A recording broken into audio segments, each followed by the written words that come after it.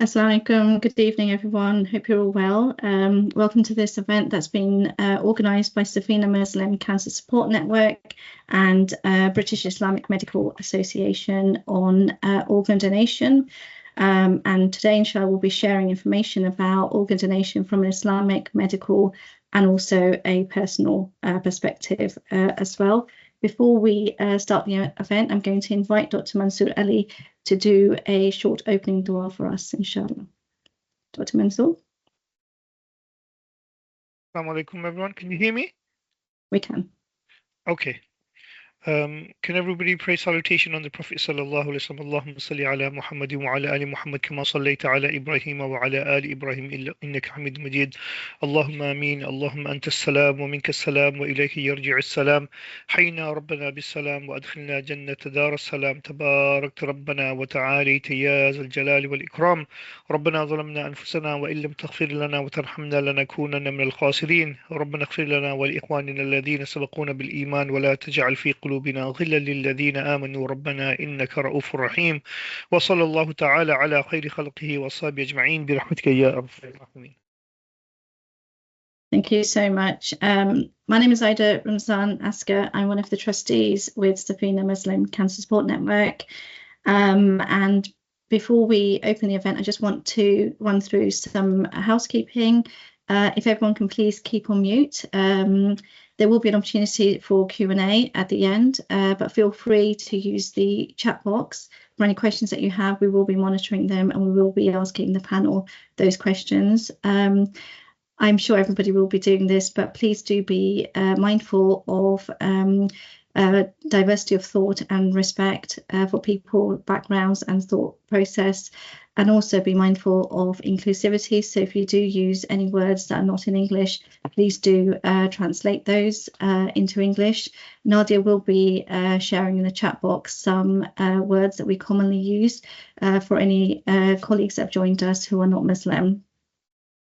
I am going to just take a few moments of your time before we open the event just to speak a little bit about Safina Muslim Cancer Support Network.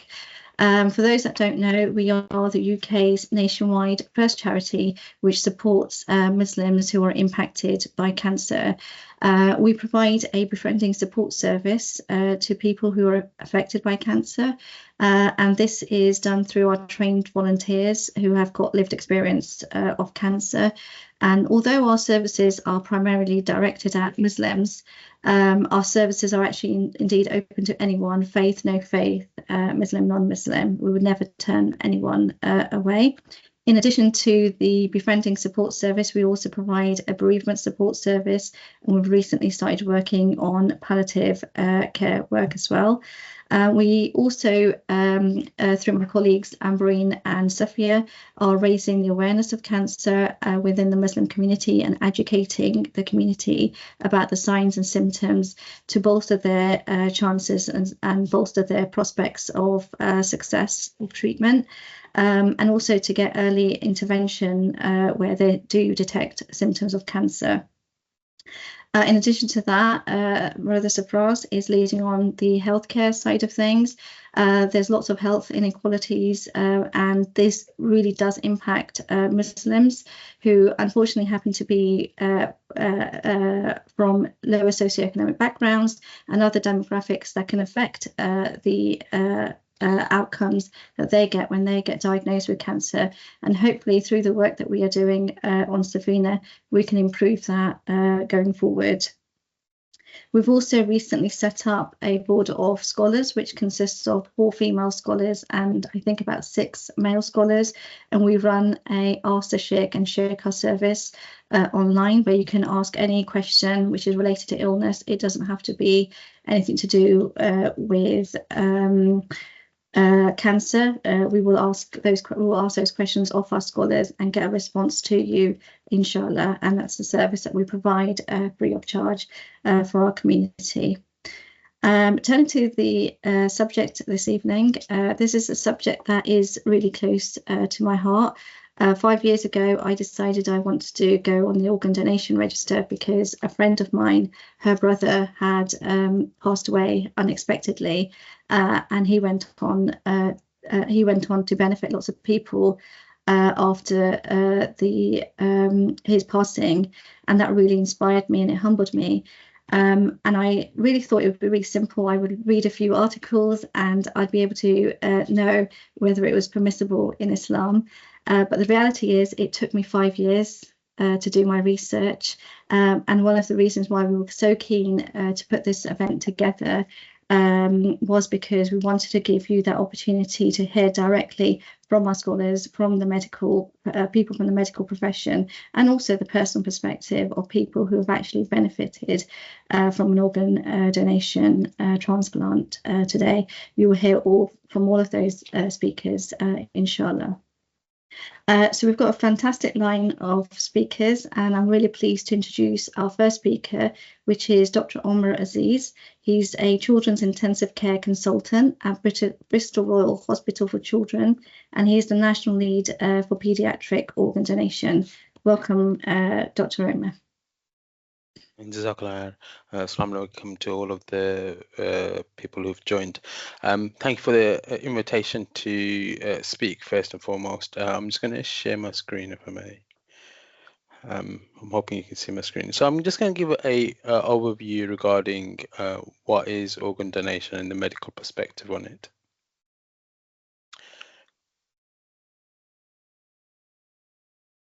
So if you look at, I'm just going to show a bit of data to start off with, to provide some context.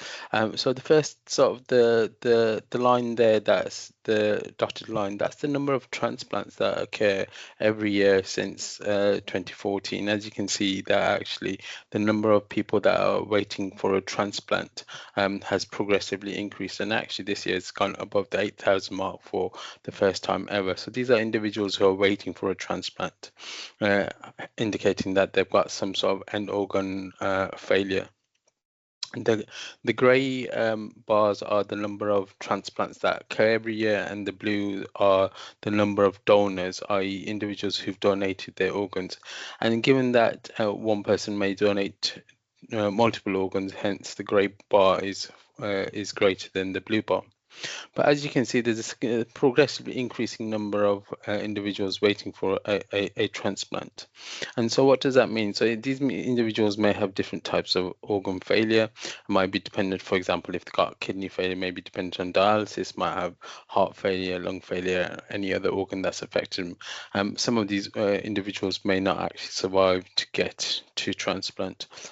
So it's associated with a significant what we call mortality, but also affecting their lifestyle in terms of whether they'd be able to work and lead a normal life for individuals who have got end organ failure.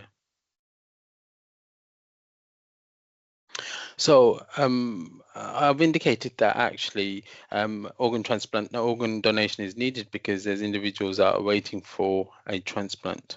So what are the options for individuals who are waiting for an organ or who have got end organ failure? So I'm just going to briefly touch upon those, just because they might be in sort of social or popular media. So first is xenotransplantation. So xenotransplantation refers to when organs from other animals are transplanted into humans. Now, a couple of years ago, there was a couple of cases from the US where a pig kidney was transplanted into a human, and then and another patient, a pig heart was transplanted into a human. However, you might think that this is fairly new, but they're actually one of the first sort of animal to human transplants occurred actually in the 1980s, and it actually occurred in a child who had something called what we call hypoplastic left heart, which is where half of the heart hasn't developed. And this child received a baboon heart and actually survived for in the region of 23 days before dying. At that time, it was said that actually xenotransplantation is only a couple of decades away. But even with the developments of us understanding better sort of immunology and how the immune system works and things, even with the developments last year in the US, it's still said to be a couple of decades away. Individuals might have heard about stem cell research in terms of how do we actually essentially manufacture or grow organs. Again, this is very much in the research context and actually has no tangible outcomes at this moment in time for individuals who have got end organ failure. So those who have got end organ failure, the only prospect of receiving an organ is via two sort of ways. It's living donation or deceased donation. We're going to concentrate on deceased donation, but I'll touch on living donation in the next few slides. So hopefully I've made the argument that actually the necessity for organ donation is because there's individuals who are needing organs in order to survive or continue their normal life. So living donation can only occur when an individual can donate a part or an organ which doesn't affect their own either lifestyle or actually their own mortality from our point of view. So that's only possible in two contexts.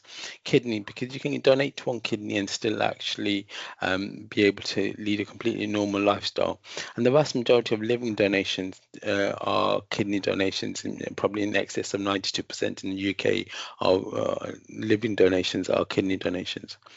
Similarly for the liver, so you can donate part of your liver and it will regenerate in the recipient, but also actually in the donor itself, it wouldn't cause any adverse effects. And that probably forms less than 10% of the living donations in the UK, but in other parts of the world, such as the Indian subcontinent, and living liver donations is far more developed, and that again is because of necessity, because the incidence of things like hepatitis C is far more common in that part of the world. Hence liver failure is far more common, and hence there are programs which have developed in terms of living liver donations and are even slightly more progressed compared to the UK.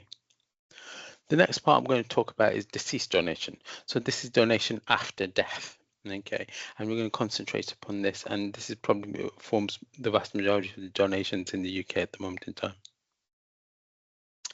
There's something called the deceased donation rule, okay, which it might sound obvious, but I'll explain. So in order to donate your organs, you have to be declared deceased. So this is obviously in terms of, and there's two main ways of diagnosing death in the UK. The first is something called circulatory criteria. This is essentially when an individual's heart stops. They stop breathing, and that has to be for at least 5 minutes, and after which they're declared deceased. Okay, and there's sort of strict sort of criteria in order to actually for an individual to be diagnosed deceased, and this is regardless of donation status. However, if these individuals then go on to donate, it's often called something called DCD, or donation after circulatory death, what historically used to be called as non-heart beating donor. Then there's something called neurological criteria of death. Historically, this was also called a brainstem death in the UK, but the most common and accepted term now is neurological criteria. For these are individuals who have had what we call a devastating brain injury, and there's injury to the most basic part of your brain, something called the brainstem. In order to be diagnosed deceased, then this has even more stringent criteria. It requires some prerequisites in terms of the individuals are always usually on an intensive care unit. They have to have their sedation stopped and ensure that that's cleared out. And then two senior doctors perform the tests on 2 occasions before they diagnosed deceased. And again, this is regardless of donation status, where those patients go on to donate or not. So this was, if you refer to literature, this is called donation after brain death, or DBD, and what also historically was referred to as heart beating donor. So that's just diagnosis of death. So in order to donate, you need to be diagnosed deceased. And those are the 2 main ways of diagnosing deceased in the UK. When we're talking about donation, it's important to recognize that actually, in order for an individual to proceed to donation, they have to be ventilated on an intensive care unit, such that for an individual who dies, for example, in the community and who's diagnosed dead by the circulatory criteria, will not be able to proceed to donate their solid organs. Tissues is a different thing, but which we won't touch on. But in terms of solid organs, they have to be on an intensive care unit. So, for example, in circulatory criteria, an individual might be on an intensive care unit. Their condition is said to be futile, so there might be withdrawal of the ventilator.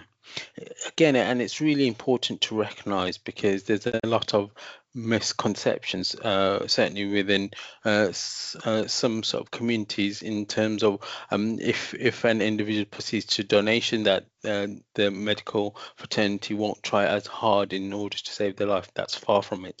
The decision to withdraw life-sustaining treatment in terms of the ventilator is completely independent of whether an individual donates or not. Similarly, if an individual is thought to be or is tested for neurological criteria for death, then that's completely independent and should be independent of whether the decision is to donate or not. Okay, and that is again really important to emphasize.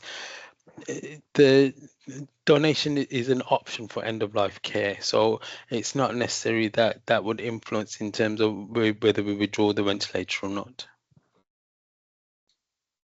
Given what I've said, that you need to be essentially on an intensive care unit, ventilated, in order to be considered for solid organ donation. If you then consider all of the deaths that occur within the UK, again, this is data from 23-24, so there were 662,000 deaths. Out of those, only just over 6,500 were potential organ donors. So all of the deaths that occur in the UK, only 1% are even eligible for consideration of potential organ donation. And that, again, it's really important to recognize. All of us individuals who are on this webinar and or who are listening are probably more likely to be in a position that we need a transplant rather than actually being in a position to be able to donate.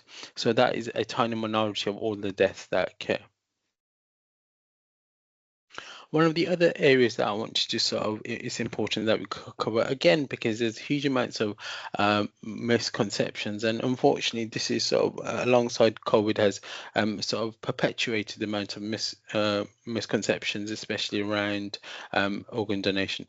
So some of the listeners and viewers probably have heard about the deemed or opt-out legislation in the UK. So in England, this law commenced in May 2020, which was right in the middle of the COVID pandemic. But however, this law was implemented in Wales in 2015, and subsequently has also been implemented in all of the home nations within the UK. So what does this mean? So it basically means that actually that if you don't opt out, it's deemed that you would have considered donation for yourselves. So what this doesn't mean is that it automatically means that you will donate.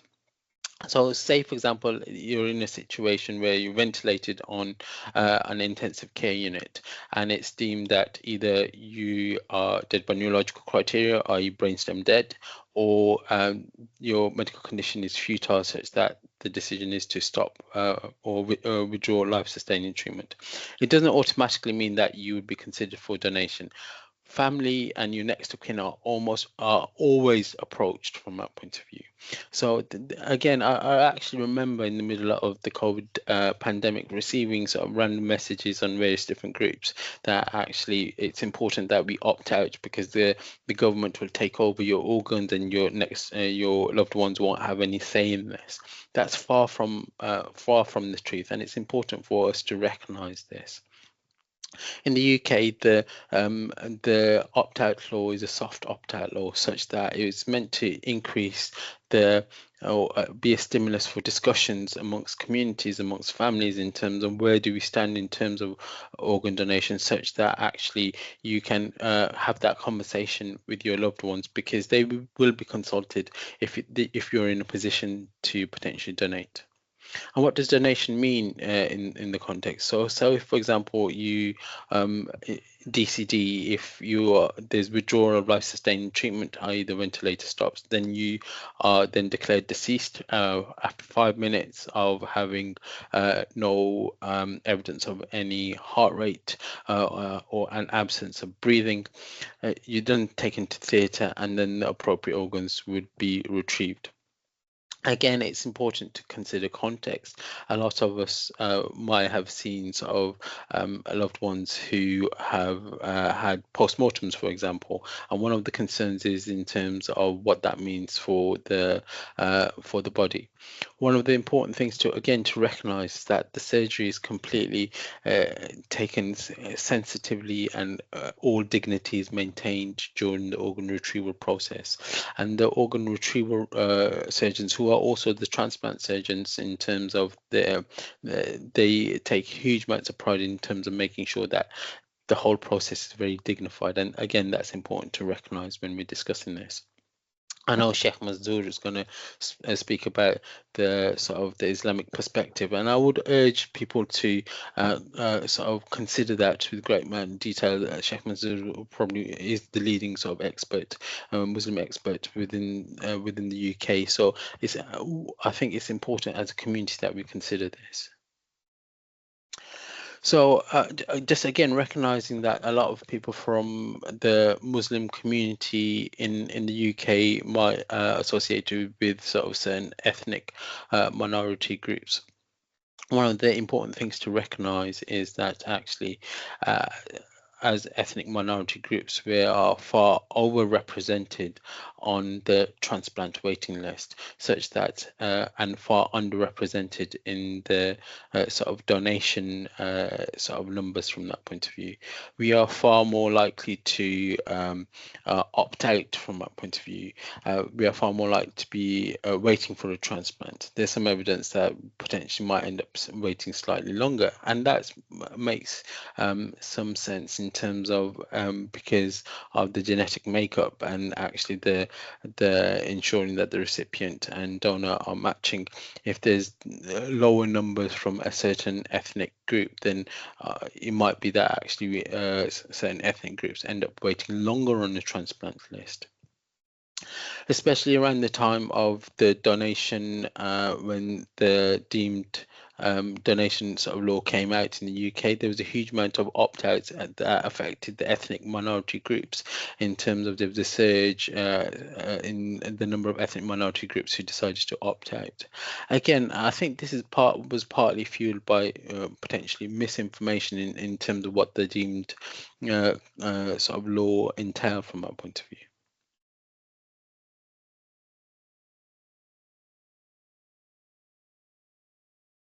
So my challenge is in terms of within the Muslim communities in the United Kingdom is about having an informed discussion about what are the views about organ donation and transplantation.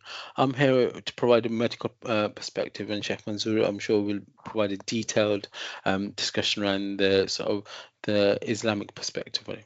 I also suggest that as a Muslim community, we also should be having a diagnosis and a view about how diagnosis of death is made within the UK and how that sits with the Islamic perspective, in particular in terms of brainstem testing and brainstem death.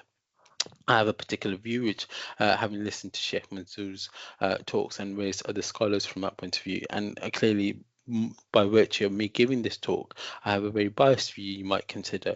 However, I would urge that all Muslim communities within the UK have this discussion with the relevant experts to form an opinion, because essentially it might mean that you potentially might go on to save the life of another individual, but also what are our views in terms of ourselves or our loved ones receiving transplantations as well. Thank you for your time. I'd be happy to answer any questions. Thank you so much, Dr. Omar. But there will be an opportunity to ask questions at the end from Dr. Omar from a medical perspective. Thank you so much for sharing that information and the knowledge around organ donation from a medical perspective. As Dr. Omar mentioned, we also have with us Dr. Mansour Ali, who's going to be talking about organ donation from a theological perspective. I'm really pleased to introduce Dr. Ali. He's a senior lecturer in Islamic Studies at Cardiff University, where he teaches Islam and ethics and Islam in Britain. He has multiple research interests, including health studies, Islamic theology, and currently he is writing a book on Islam and organ donation. He's also an imam at the local mosque. Brother Ali, welcome to the session tonight. Thank you very much for having me. So I'm just going to share my screen. Let's see if this works.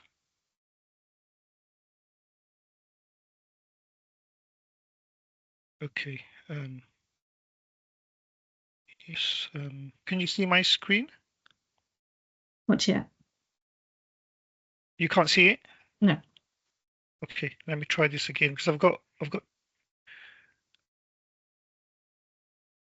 I can see that I am sharing. No? Can you see the screen being shared? Nadia, do you want to share it? I can see that, but I'm happy to share. But did you see that? Saw it briefly. I'm happy to share my screen. Okay. No, let me try sharing it again, and then see. Can you see this now?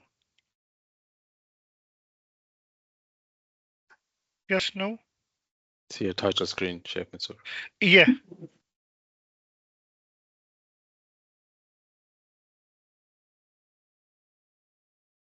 No, actually, this is yeah. So, Sister, if you want to share it because it's getting a bit complicated, I'll just switch off. Yeah.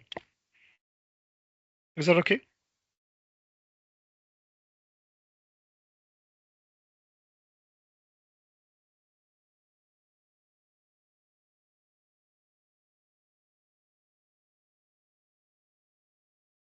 Okay. Yeah, I can see that now. Thank you. Bismillahir Rahmanir Rahim. Thank you very much for everyone, and thank you to Safina for having me. So if we can go on to, do I have control over this? No, I don't. Next slide, Matthew.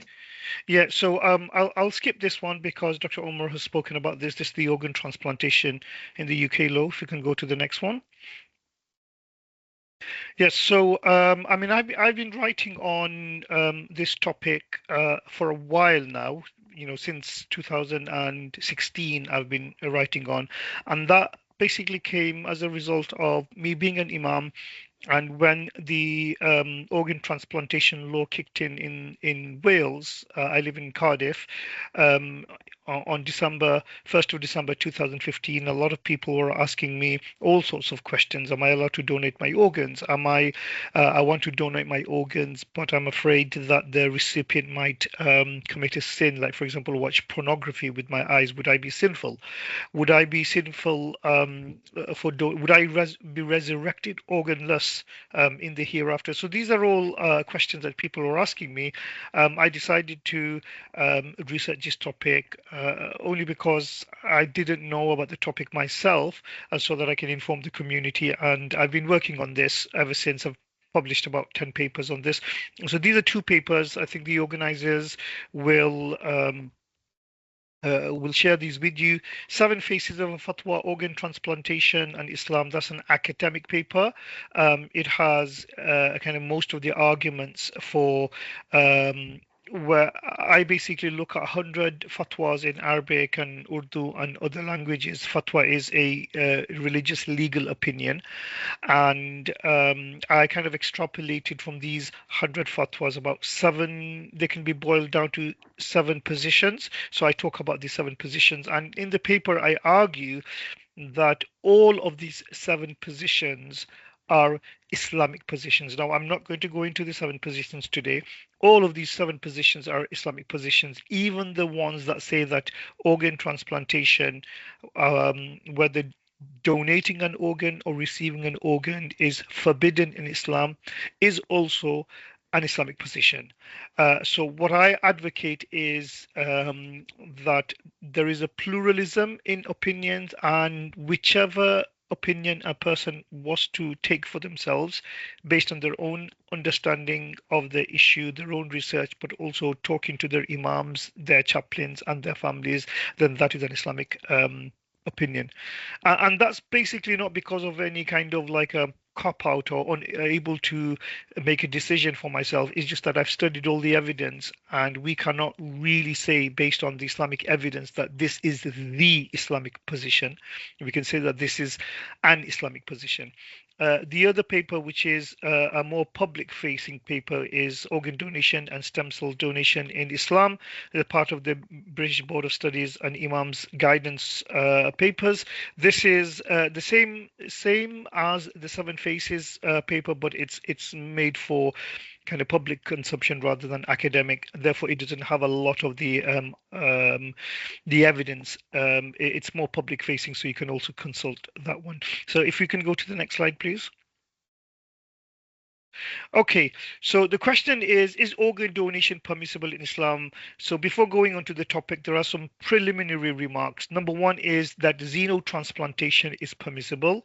As Dr. Omar mentioned, that xenotransplantation is one of the types of transplantation. Unfortunately, xenotransplantation, although it's been, people have been working on it since the 1946 onwards, actually the technology is still in research form, and it's not available as a choice medicine. I mean, you can't just say that, oh, I'll have a pig's heart rather than a human heart. That doesn't exist. The few people that had those were primarily on compassionate grounds, and every single instances of solid organ xenotransplant. Solid organs basically means heart, liver. I mean, hitherto it was only heart xenotransplants that they've been working on.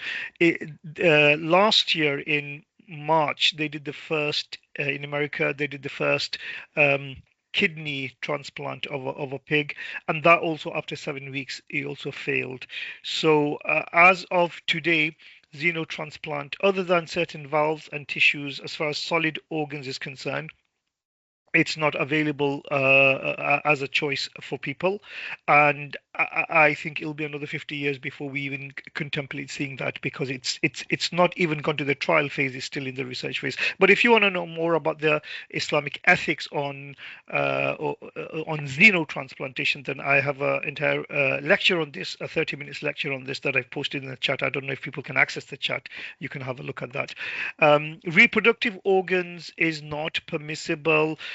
So, for example, we're talking about in IVF, when people bring in genetic materials from a third party, like somebody else is donating their eggs or donating their sperm, that's not permissible.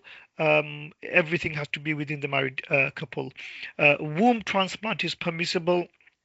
There are differences of opinion. I'm giving you my opinion on this, that I believe that womb transplantation is permissible. Womb transplantation is not available in the UK to do. Saudi Arabia was one of the first countries in the world where there was a successful womb transplant. But there are discussions around this, which if you want to ask me later, I don't have the time to go into that. Donating to and receiving from a non-Muslim or someone from the opposite sex is permissible. This question comes up quite a lot because there is an understanding, or there is a misperception, that iman and belief and faith and spirituality may transfer to other people through their organs. I mean, the Prophet Muhammad, peace be upon him, had 4 witnesses, and they were not Muslims. So this is the reason why this question arises, that if I'm taking an organ from a non-Muslim, then am I imbibing, am I indigenizing, am I taking in their kind of non-faith, and would that then affect me? So these are questions that people ask. Beyond the surface, everybody from a theological perspective is a Muslim, in the sense that our organs work the way that God, Allah subhanahu wa ta'ala, has made them, and therefore they're Muslims. Muslim basically means to submit to the will of God. Not receiving an organ does not make one more pious, similar to not donating does not make one less pious. This is important because sometimes people think that, oh, I haven't taken this organ even though I need it because I'm more pious. There is that I'm a holier than thou attitude. So you're not obliged to give, and you're not obliged to take. Buying and selling of organs is haram. There is no kind of discussion around that. Next slide, please. My own opinion, I said organ donation is a choice. All 7 Islamic positions are valid, and this is based on that there is no mention of organ transplantation in the Quran. You will not find in the 6,000 verses of the Quran any mention of organ transplantation. There is no mention of organ transplantation in the Sunnah, in the prophetic tradition. There is no mention of invasive organ transplantation in classic Islamic law literature. Fiqh is Islamic law. These are our kind of sources. We fall back on them. Organ transplantation is a very new technology. The first successful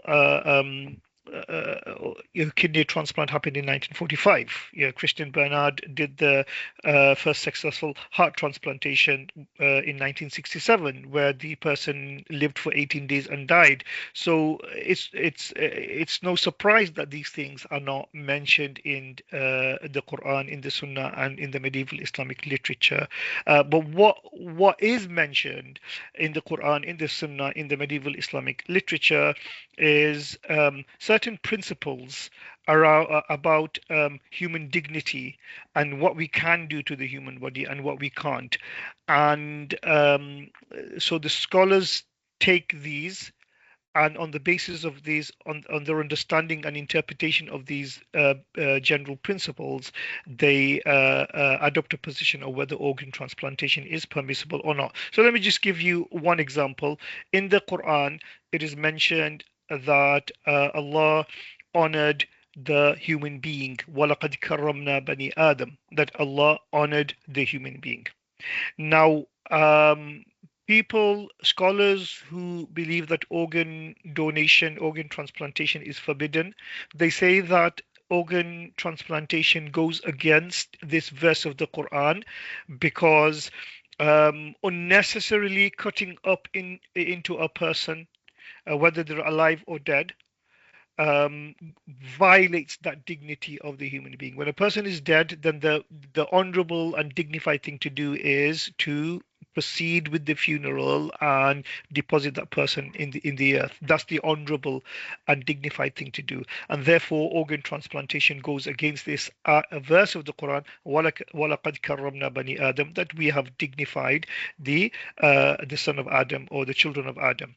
Other scholars who believe in organ transplantation to be permissible, they argue that this verse, organ transplantation, dignifies and honors the human being, where this human being is able to benefit another creation of Allah subhanahu wa ta'ala, another creation of God, and therefore donating an organ is dignifying the entire human race. So you can see how these broad principles can be used, depends on somebody's temperament, depending on where they come from, depending on their own personal experiences. Scholars are also human beings. They will have experiences. They will have and their experiences will shape them. So if somebody is, for example, my heritage is from Bangladesh. Bangladesh has a lot of kind of black market organ market there.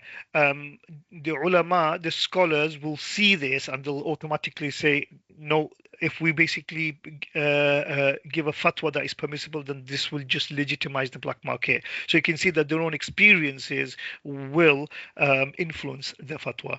The first fatwa on organ transplantation was in 1925, but that's more on blood transfusion rather than organ transplantation. The next fatwa that we have on organ transplantation, and that was cornea transplantation, was in 1951.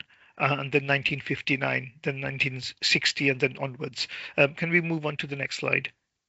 And please do tell me how long I have. So here I'm gonna advocate the position that organ transplantation in all of its iteration, organ donation in all of its iteration is permissible based on the general concept of altruism and charity. In the Quran, we find the Quran mentions they give them preference over themselves, even if they too are poor. Those who are saved from their own soul's greed are truly successful. And in the prophetic tradition, whoever can benefit his brother, he should. So these are verses and hadith related to charity and altruism. If you can go into the next slide, please. Also, necessity in Islam, it is mandatory, obligatory to save one's life, and therefore the person who requires an organ is able to receive an organ because to save their own life is mandatory. But even more important, one can also donate to save another life, and these are based on legal maxims. Necessity permits the forbidden, things are determined by their intention, and choosing the lesser of two evils. Next slide, please. So I'm not going to comment too much on this, as if people can just watch this, because I believe that there are non-Muslims here as well. This is a very internal Muslim kind of debate. Somebody says that according to which madhab, school of law is this? And I basically say that this is not a school of law issue. Maybe somebody can question me about this later on, but if we can just move on. So some people say, well, isn't it better to rely on God's will other than on qadar and our fate and die? Well, the answer to that is yes. If somebody, I mean, to take medication is not obligatory, and if somebody wants to withhold their medication, then Islam will not really force them to take medication in the same way that the NHS will not force anybody to take medication. It's a choice. But to take medication does not go against the qadar, does not go against God's will. In fact, a companion asked the Prophet of God, is taking medication going against fate? And the Prophet replied, no, medication is within God's will, it's within fate. And also we have a very interesting hadith, the saying of the Prophet Muhammad, where he visited his uncle Abbas, who was very ill. And when Abbas saw the Prophet, he started lamenting and he said that, I wish that I died. And the Prophet said, my uncle, don't wish for death, wish for life, because if you live, then that gives you a better chance to be good and do tawbah, repent from your sins. Next slide, please. Some people say that the body feels pain during retrieval of organs.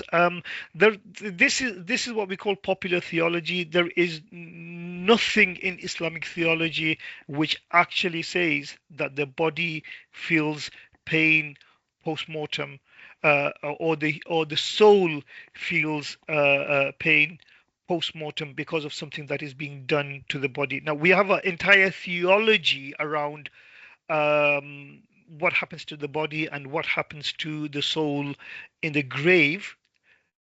Okay, we have an entire theology around that, but this is not what this is talking about. This is when somebody is declared dead, their organs are being retrieved. Does their soul feel pain? or does their body feel pain? There is nothing in the Quran or in the Sunnah which talks about this. There are some false hadiths that a fly sitting on a dead body is more painful than an elephant. These are all pseudo false. They're not true. We have certain things, like, for example, in Islamic law, if somebody says that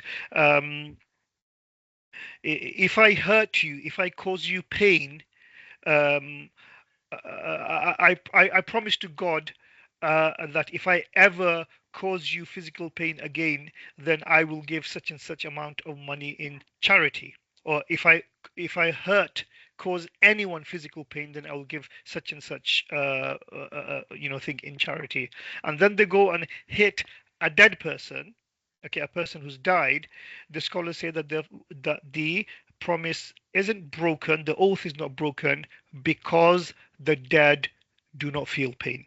Okay, so the body feeling pain during retrieval of organs, from an Islamic theological point of view, and it is a theology question, because medically speaking, that person is dead.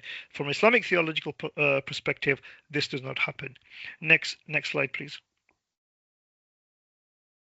Would we be resurrected organless? I mean, this question arises because of primarily two concerns. The first concern is that on the day of judgment, in Islamic theology, we know that our organs will witness for or against us. The eyes will witness for us or against us. The tongues will do that. Our limbs will do that. And people think that if we are resurrected organless, then how are these things going to witness? The other thing is that the womb will also witness for or against people on the day of judgment. And so I have read some people have asked this question. Well, if we basically make womb transplantation or organ transplantation permissible, then this will be taken up by people who are trans, men who are changing into women, and then they're basically transplanting a womb, which I don't think is possible. But from an Islamic point of view, we understand that resurrection happens. Okay, this is a part of our faith, that we will be resurrected again. Nobody denies that. But about the nature of that resurrection, nobody really knows. There is certainly not the same body that's been deposited in the earth, because, after a few weeks, that body has completely decomposed. So when we are resurrected, then it's not certainly this body. We do know from the hadith that people will be resurrected the way that they were born. So even men who have circumcised, they will be resurrected with this, with their foreskin intact. Certainly, it's not the same body. We do know that in the prophetic tradition that certain people will be missing limbs when they're resurrected, but those are because of moral failures. For example, somebody who's stealing other people's wealth, or their stomach will be full of fire, or somebody who is doing bad things with their eyes, they'll be resurrected without their eyes, or some people will be resurrected without their tongues, or in very fantastical manners. But there is nothing which talks about being resurrected organless because of a limb being missing. In fact, salvation in the hereafter is not predicated on the body being buried intact. Now, I'm not advocating for cremation here. We don't believe in cremation, but salvation is not predicated on the body being intact. We have in Surah Al-Buruj in the Quran that an entire community of believers were thrown in a ditch and burnt alive, and God talks about these people very highly. So here, these people, there is no body; the body is completely burnt, but still Allah mentions them in the Quran. So salvation is different from bodily integrity. Okay, let's move on to the next slide. This one is a kind of a bottleneck. Our bodies are an amana from Allah, and therefore we do not have the permission. Our bodies don't belong to us, then how can we give it to others? Well, first of all, let's look at human history, okay, and most certainly Islamic history. It is not true that humans did not own other humans. Slavery was to a certain extent permissible in every single community and every single religion, okay, until recently. So it's a farce to say that well, we can't own human beings. Well, actually, people have owned human beings. Okay, and number two is that just because one doesn't own something, especially from the point of view of the body, doesn't necessarily mean that they can't do anything. This is a theological question. Our bodies belong to Allah subhanahu wa ta'ala is a theological question. Right? Nobody will dispute that, but everything belongs to God. The heavens belong to God, the waters belong to God, the apple of the tree belongs to God. It's a theological question. But the question of so what, and I have actually a paper called Our Bodies Belong to God. So what? Like, so what does that mean? So what? What does that mean? And I'm finishing here. Just give me 1 minute. So what does that mean? What that basically means is, yes, we've accepted that our bodies belong to God, but then can we still do anything about that? Can we still do anything with our body? This is the legal question. What are the parameters of our discretion over our body? In Islamic law, so this when we take the theological discussion into Islamic law. In Islamic law, we find that the body is the site of two rights, shared rights. God has a right over our body, okay? And the human being also have a right over the body.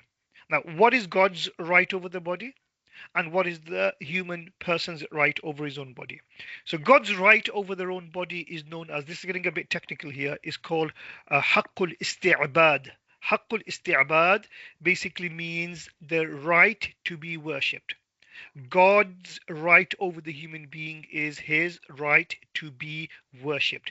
Anything that jeopardizes God's right over the human being in his right to be worshipped is impermissible. Therefore, murder is impermissible. Suicide is impermissible. Assisted suicide is impermissible. Anything that will stop a person from worshipping God is impermissible because that impinges on God's right.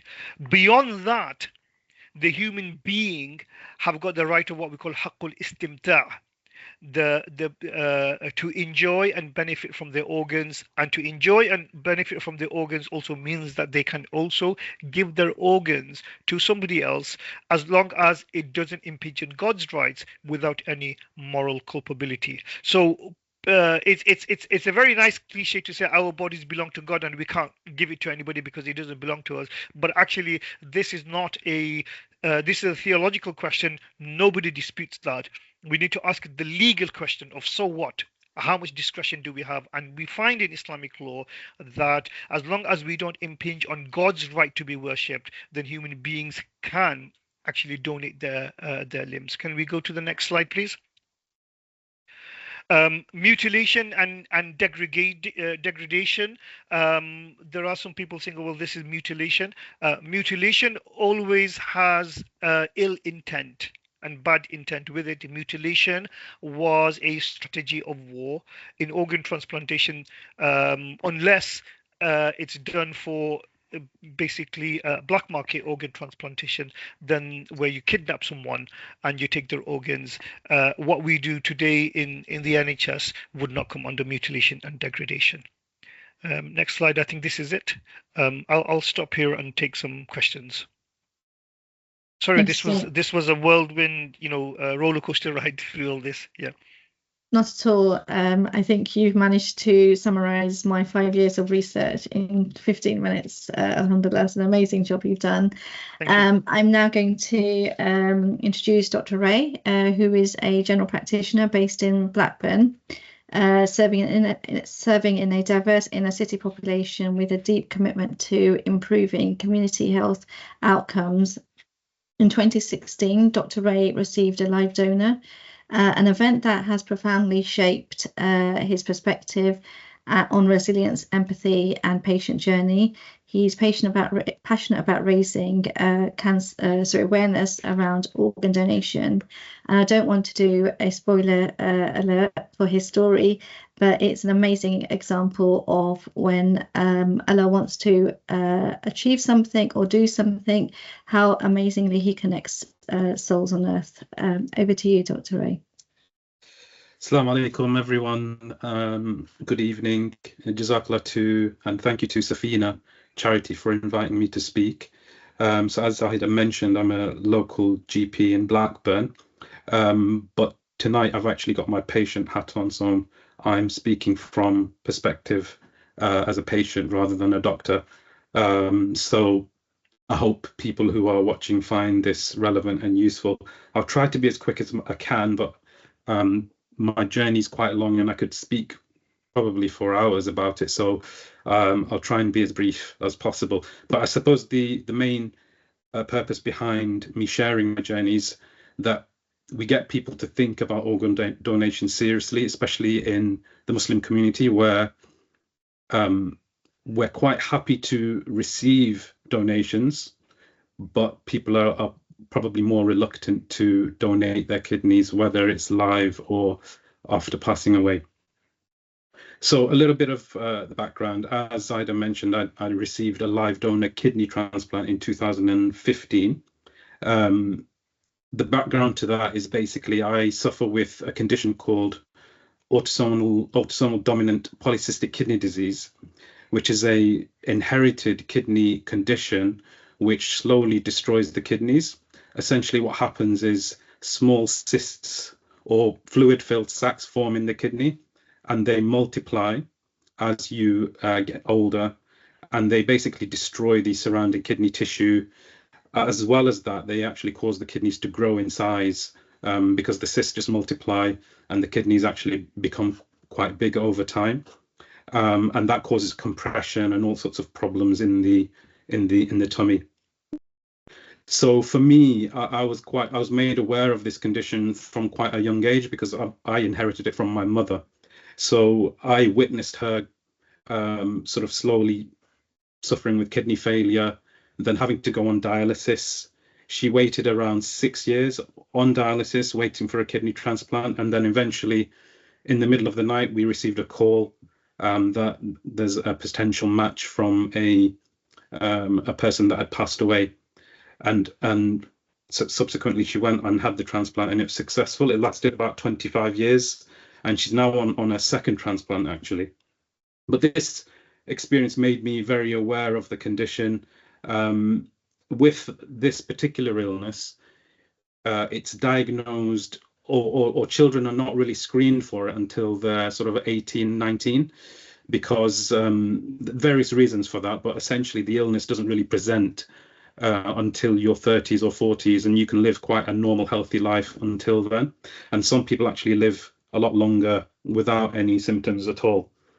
But I became aware of it when I was about 18, when I had an ultrasound scan and there were multiple cysts seen on my kidneys. So I knew at that point that I've got the illness, but I was completely well.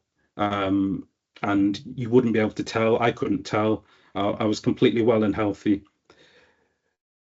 But over time, I started to notice it. And I think the first symptom that I developed was hypertension or high blood pressure. So that developed in my 30s. And with that, I was initially in a little bit of denial, and I probably presented a little bit late to my own GP. But eventually I did start treatment for that. And then I got referred to one of the kidney specialists where I lived at that time. But essentially, my symptoms started to slowly get worse. So aside from the blood pressure, I started to develop fatigue, sort of tiredness, abdominal fullness because the kidneys were growing. And it was a very slow decline to my late 30s.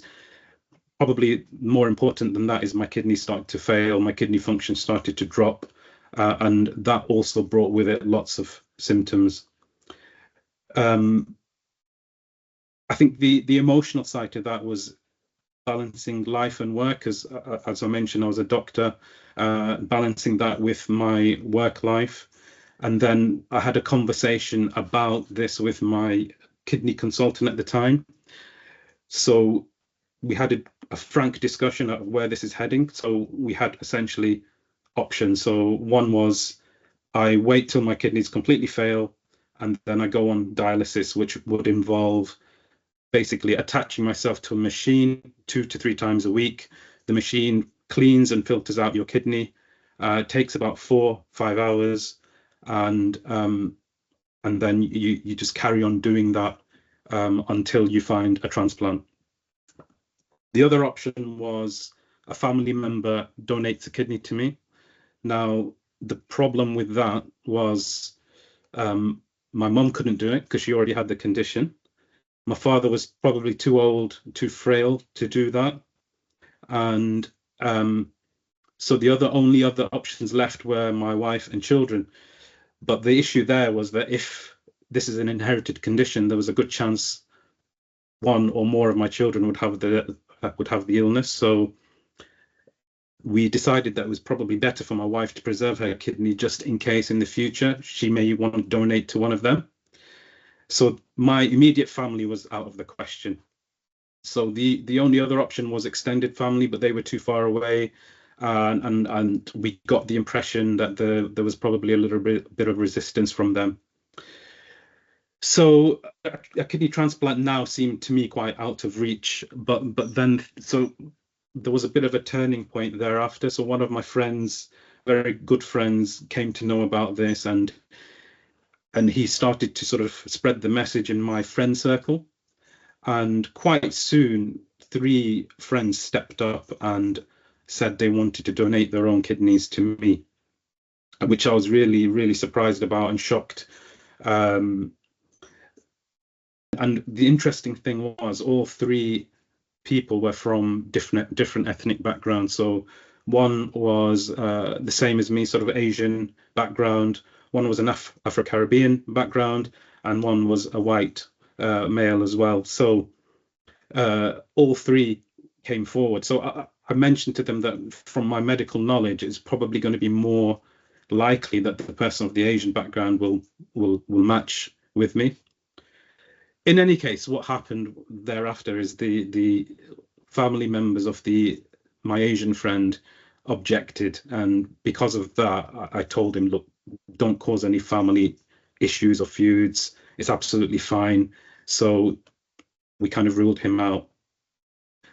My white friend got himself tested by the transplant team, and he unfortunately wasn't a match, so he was out of the question. And that left my Afro-Caribbean friend to be tested.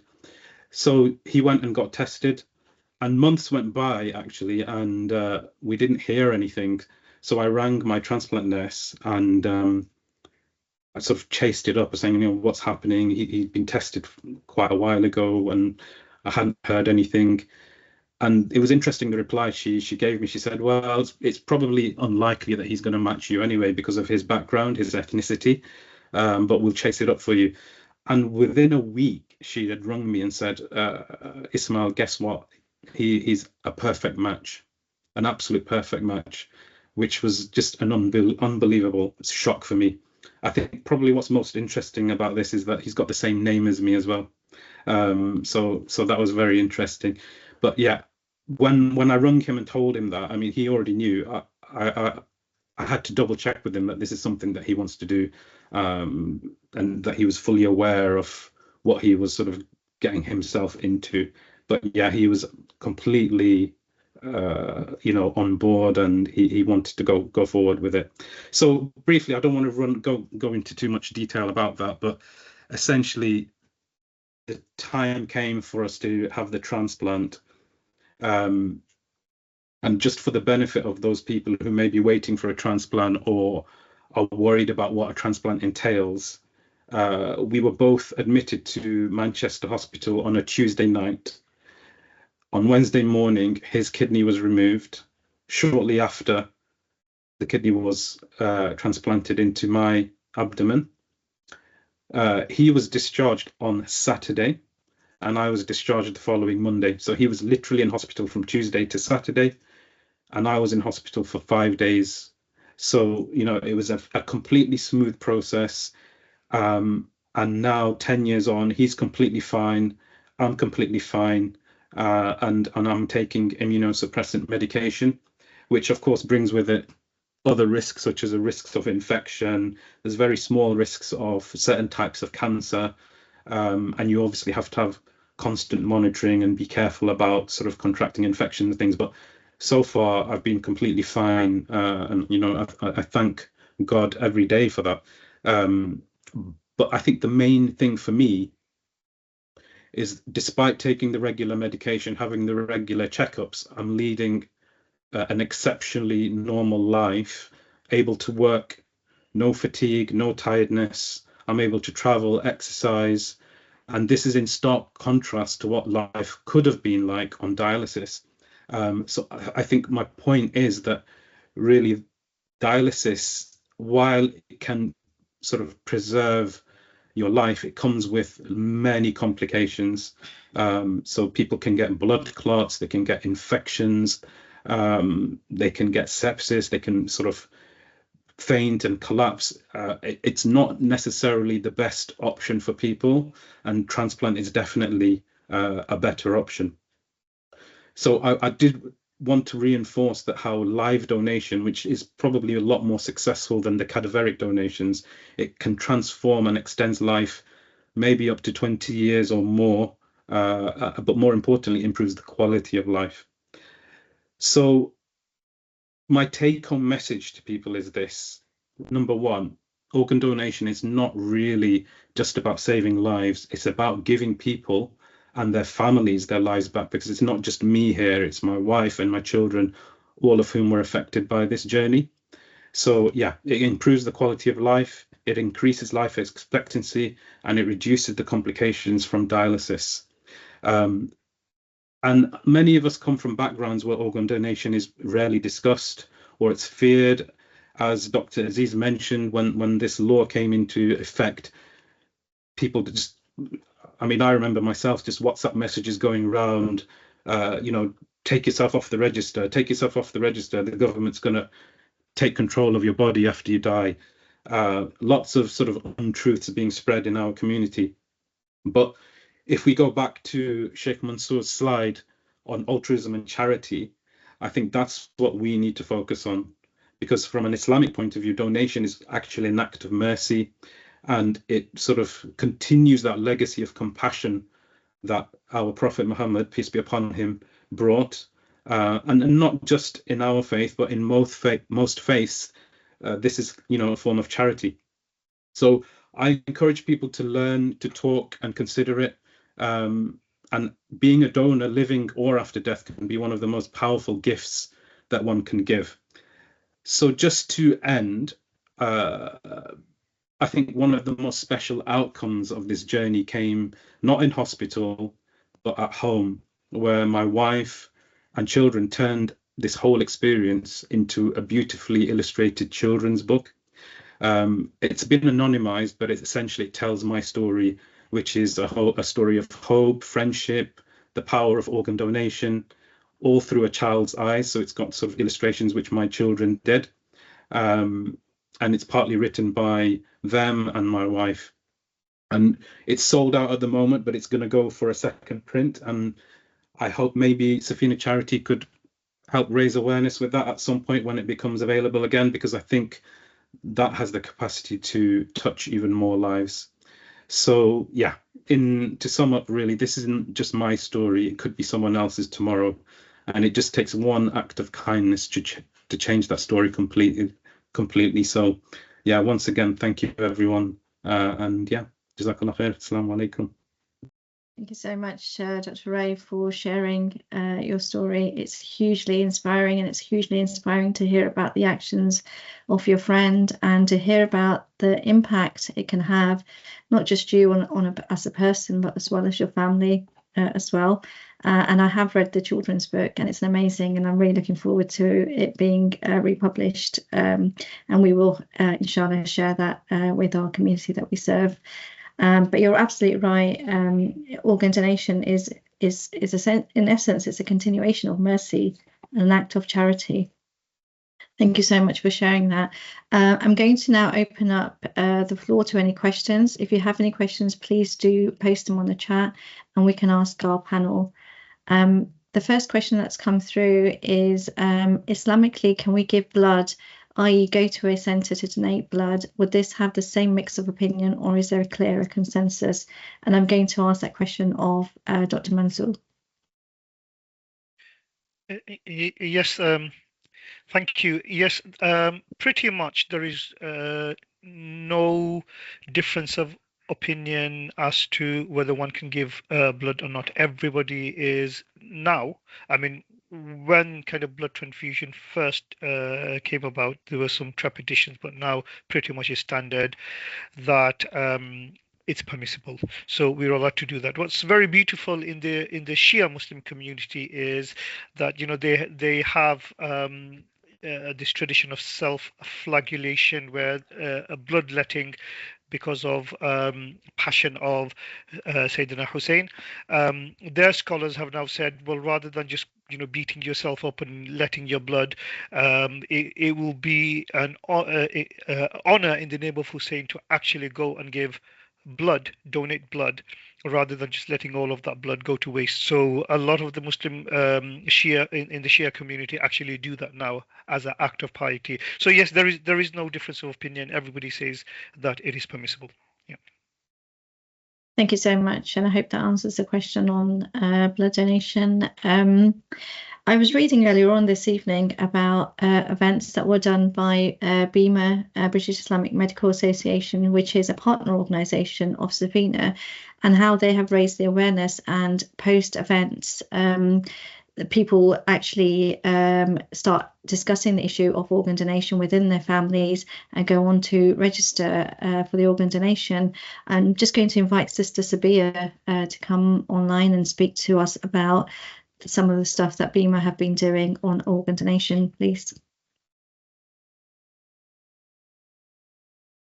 Assalamu alaikum. I'm Sabiha, a Muslim chaplain that works at Sheffield Teaching Hospitals, and these slides I'm not going to go through just because we haven't got time right now, but Zaida hopefully will share them with you. But how my journey started with organ donation was because I have a condition called keratoconus, and my vision was pretty poor, and I needed corneal grafts, so I had to have corneal transplants. I had them when I was 18, and then again when I was in my 20s, and that was when my journey really started, when I started to look and explore organ donation and what that meant, and that led to my work with BIMA, which I'm now the national lead for blood and organ donation for the British Islamic Medical Association. Some of the work that we have done over the years, for over the last 10 years, we looked at community events where we've met with local communities, where we've had a panel discussion. It's been a senior scholar like Sheikh Mansour and the likes of Omar, our very own Omar Aziz, that we have on our panel as well, and our patients that come in and speak. But on a very separate note, my work as a chaplain, I often spend a lot of time journeying with people who are waiting for an organ, and often when we have conversations around this, it's like, well, we've not even considered organ donation up until now, not even receiving, because the understanding for them was that, well, actually I'm not even sure if I can receive an organ. So there's still lots more work that we need to do, and that's on both levels, with scholars, but also on a grassroots level, so we can make connection out in the community with people. So if it's something that people are wanting to do, we're happy to help facilitate that, inshallah. And hopefully moving forward, we'll be doing work with senior scholars where we can go out and train other scholars and talk about organ donation. So if there's anything that anybody would like from that, inshallah, on those slides we have a QR code, and you can access the work that we've done online through BIMA, inshallah. Thank you so much. Just one last point, Zaida, I want to make, and this is a story of I journeyed alongside a family who the husband decided he was going to donate his organs, and when he died, that's exactly what happened. But unfortunately, because of the stigma that was attached around that, they didn't share their story without anybody in the community. So in my mind, I saw how much she struggled to grieve because she couldn't speak about it openly. So we need to be able to normalize these conversations, is what I'm trying to say. So whatever choice people make, we should be able to support that, inshallah.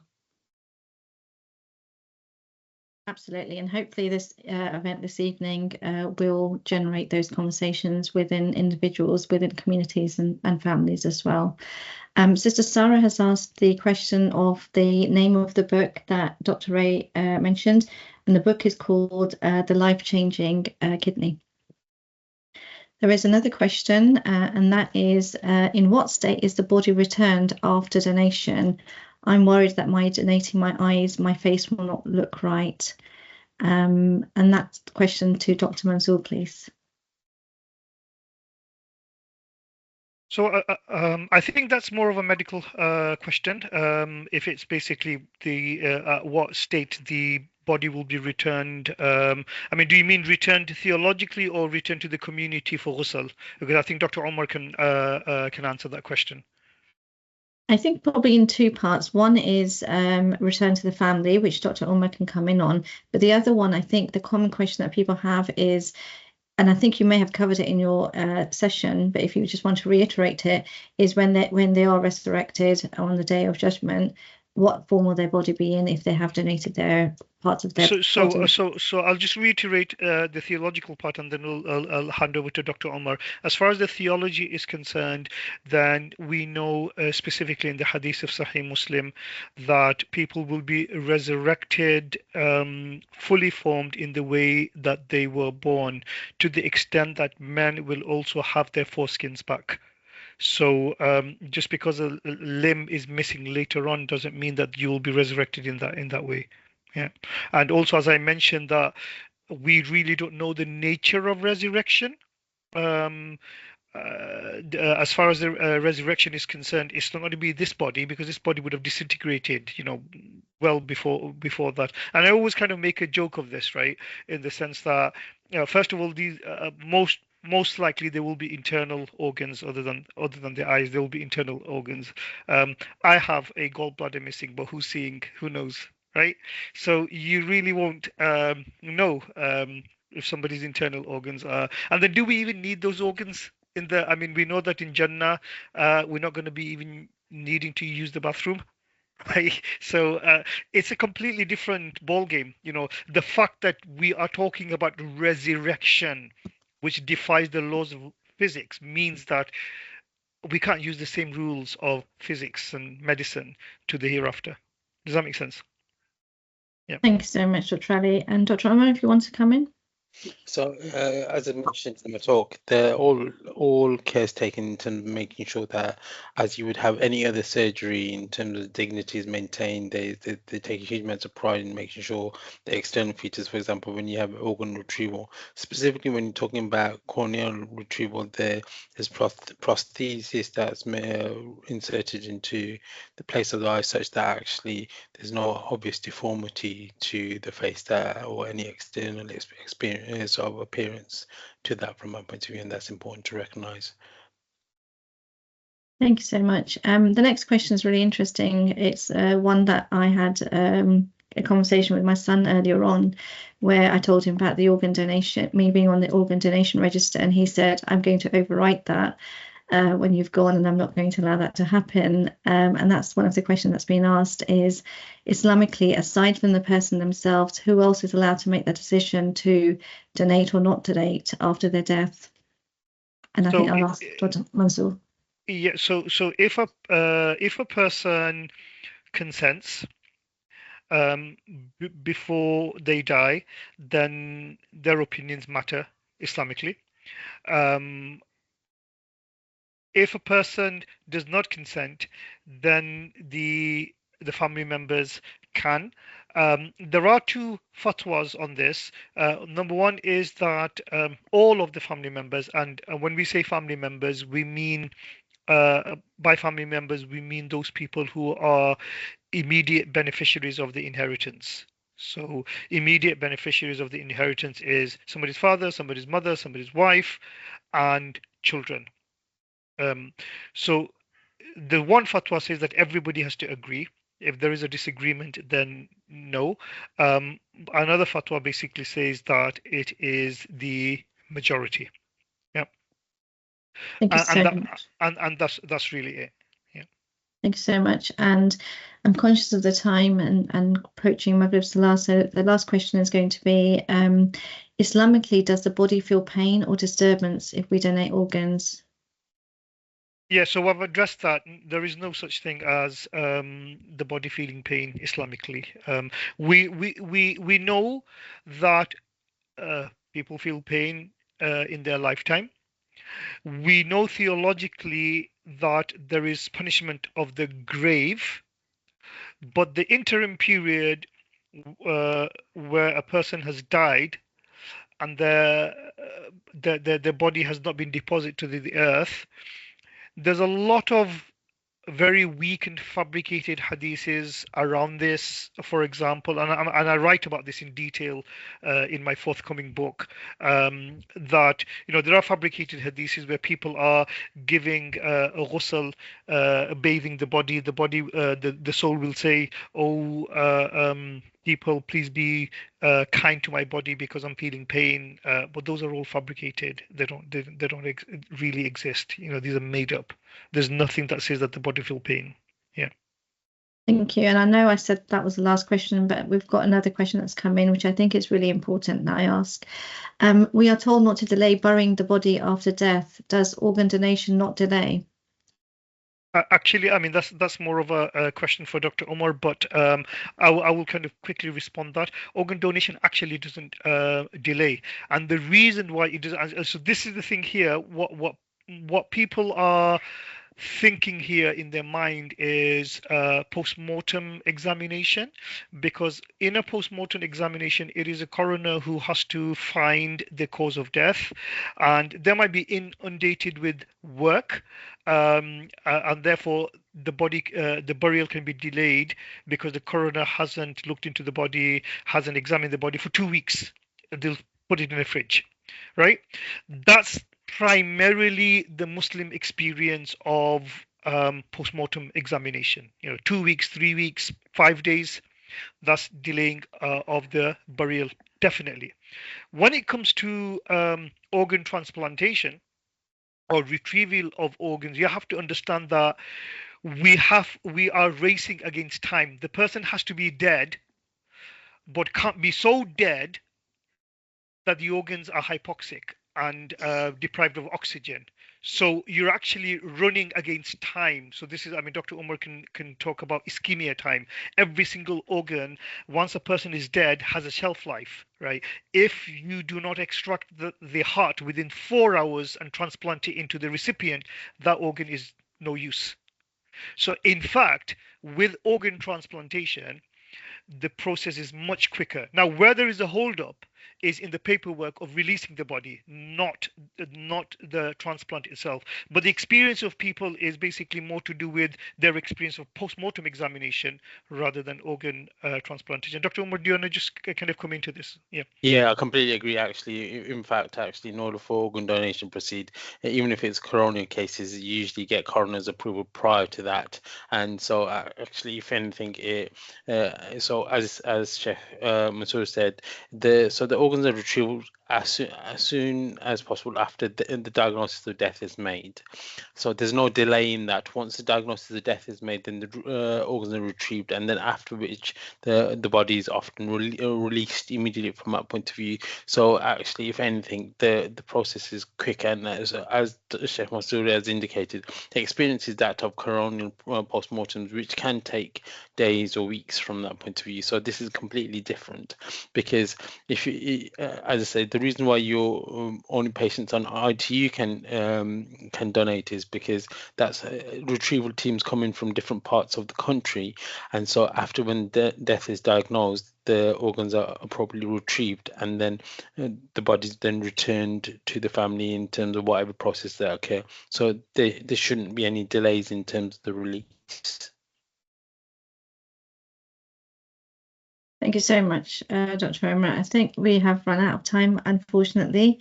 Thank you so much to our panel, Dr. Mansoor Ali, Dr. Omar, to Sister Sabia and Dr. Ray, for sharing your knowledge and experience of organ donations. I also want to take this opportunity to say thank you to Sister Afsha, who is the wife of Dr. Ray, for suggesting this session to us. She's also one of our valuable befriender volunteers, so thank you very much.